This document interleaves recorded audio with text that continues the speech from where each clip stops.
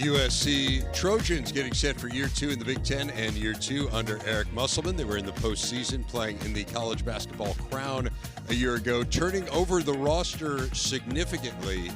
10 transfers, 3 freshmen, an outstanding transfer portal class for Eric Musselman as he prepares for year two in the Big Ten. And the Trojans coach joins us now. And Coach, I've asked all of the West Coast coaches this, so I'm going to continue the trend.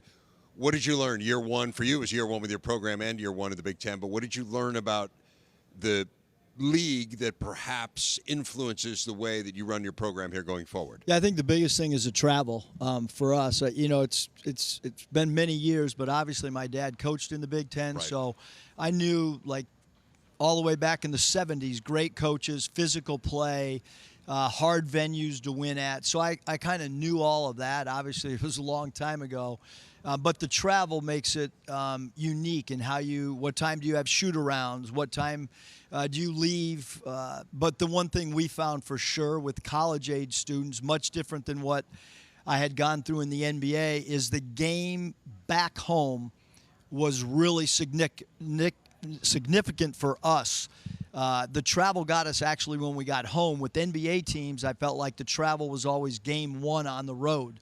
So we have to figure out when we get back to Los Angeles, kids are going to class. Sometimes you don't get back till 5 in the morning, then they have to go to class at 8.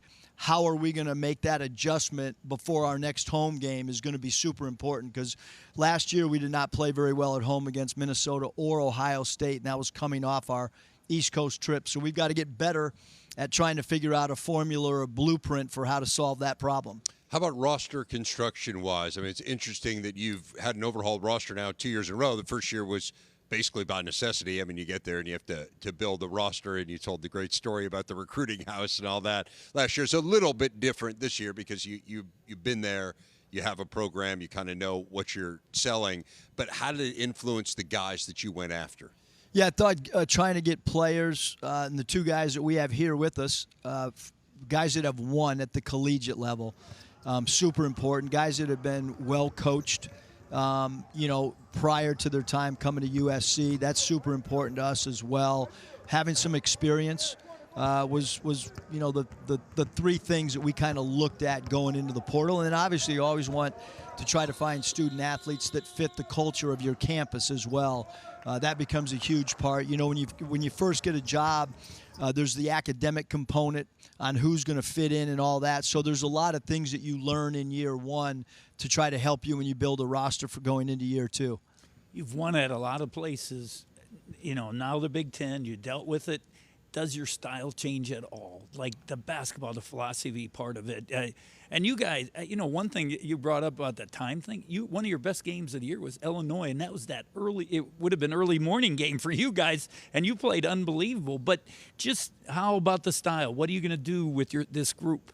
I mean, we'd like to play a similar style to what we had at Nevada and what we had at Arkansas, which multi-positional players, length, athleticism, being able to switch. We don't play any zone defense, so being able to switch things, play with a really good pace, not necessarily a reckless pace, but so we don't really want to adjust the way that we want to play, although we understand that there's a lot of physicality.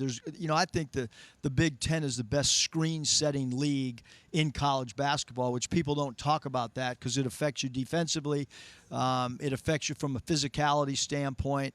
But I think the roster makeup right now is a little bit more to the blueprint that we've had in our prior 2 stops. When you could guard multiple positions, and I went up against you at Arkansas, and we'd try to run something, and you guys were switching. We didn't know what to run, and then we took a bad shot, and it usually went bad way. So, what about your new group?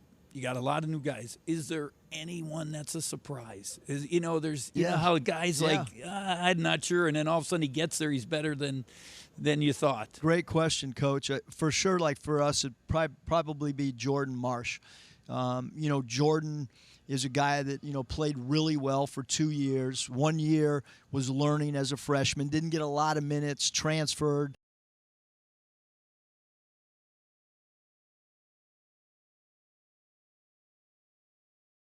practices. He's got great quickness, can get into the teeth of the defense.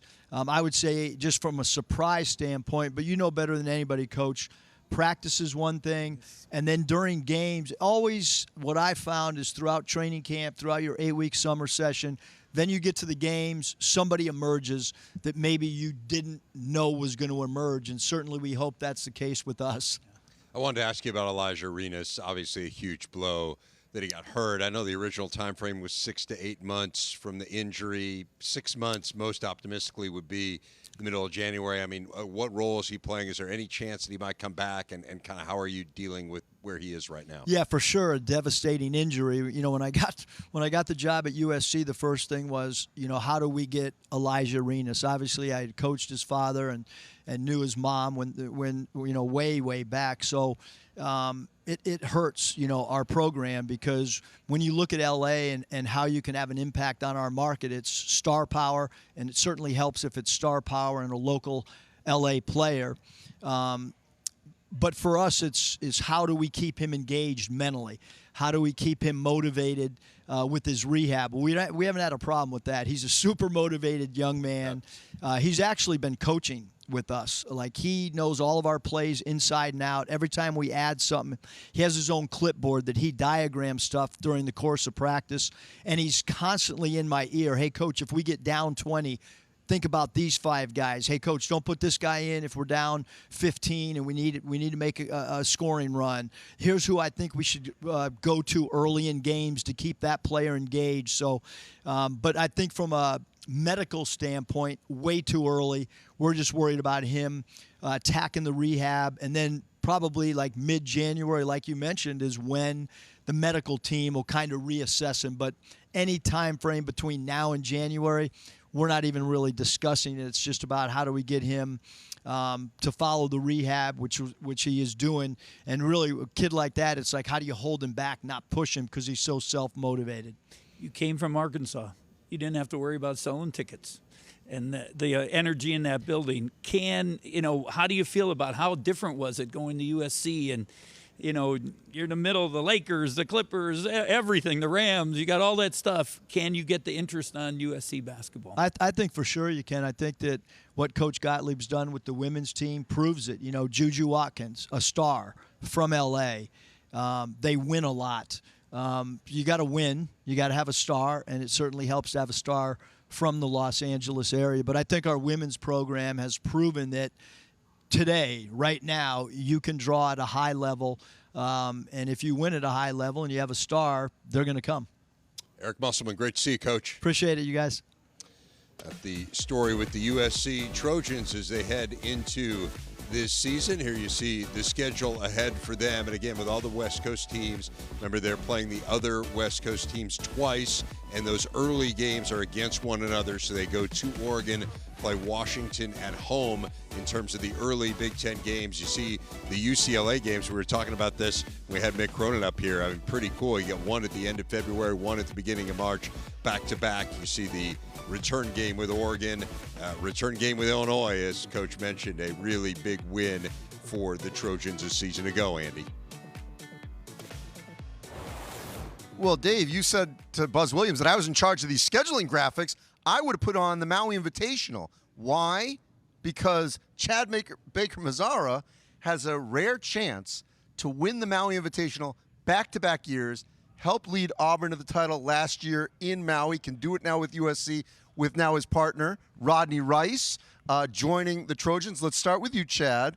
You're going back to Maui. You're now with USC from going to the Final Four with Auburn. Why the Trojans? Not many people know this, but growing up as a young kid in the DR, one of my first times coming to America, I came here to Los Angeles, and at the time my auntie was graduating from USC. So, you know, seeing that stuck with me when I went back home, watched them throughout the years, and I always wanted to put a USC jersey. So now Coach Mullins gave me the chance to, so why not do it? Rodney, joined the Big Ten last year. You helped lead Maryland to the Sweet 16. Something must have clicked when you saw USC in the Big Ten. Say, you know what? If I come back to college basketball, I want to go to L.A. Why? Well, Coach Musk got a lot to do with that. Great coach. He's built a great environment there for the time he's been there. And the atmosphere in the Big Ten, man, it's nothing like it. These arenas, they're loud, they're crazy, and I just love it. And you guys got the second best transfer portal class in the country. And obviously you two being the big reason behind that. But other guys, who has stepped up this offseason, or who is going to be a guy that's going to turn some heads this coming season that nobody's really talking about right now? To be honest, I feel like everybody going to have to step up this year. You know, we all coming in new. You know, they say, you know, it's really us two, but nah, it's a team sport. But some guys that really stood out for me, Ezra Czar, Marion Dickinson, he been great. Jaden been shooting the ball outstandingly, phenomenal. So, but overall, I feel like it's just gonna be like a collectively group thing. And you think about what you was able to do in your previous stop, getting to a Final Four, having that winning history. How big is that into a locker room with all these new guys? You're a guy that's been to a Final Four. You've seen winning basketball. How much do you share to those guys? How much do y'all talk about winning qualities and winning ball? Every day I try to tell them, like, I'm trying to go back there myself. Because to me, if I don't go at least somewhere close to that, it's a bad season. But, you know, every day the guys, they're really open-minded. They come ask questions, and I come and I tell them, I'm like, I'm here. I'm your big brother. I'm here to help y'all, lead y'all with my experience on and off the court. And they've been really good learning and even helping me, you know, because obviously I'm not perfect. I got obviously some stuff to work on myself. But, you know, the guys been there for me as much as I've been for them, so I'm really excited for this year. Rodney, you were a big shot maker last season for Maryland.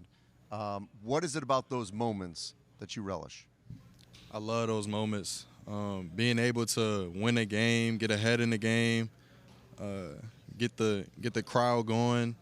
It just impels me to do better, to make shots, and yeah, I just love situations like that. Rodney Rice, and you know, I just wish Chad was, you know, more of an extrovert. You know, we just don't know. You know, I don't even know who he is. CBS. Oh, okay. Come on now. Hang on here. You're gonna love this personality in the Big Ten. Hello now. Bling. Come on now. You give me a little CBM for the people. Shining, ain't you? Always. Chad Baker-Mazara, Rodney Rice. We're gonna see a lot of them on the Big Ten Network.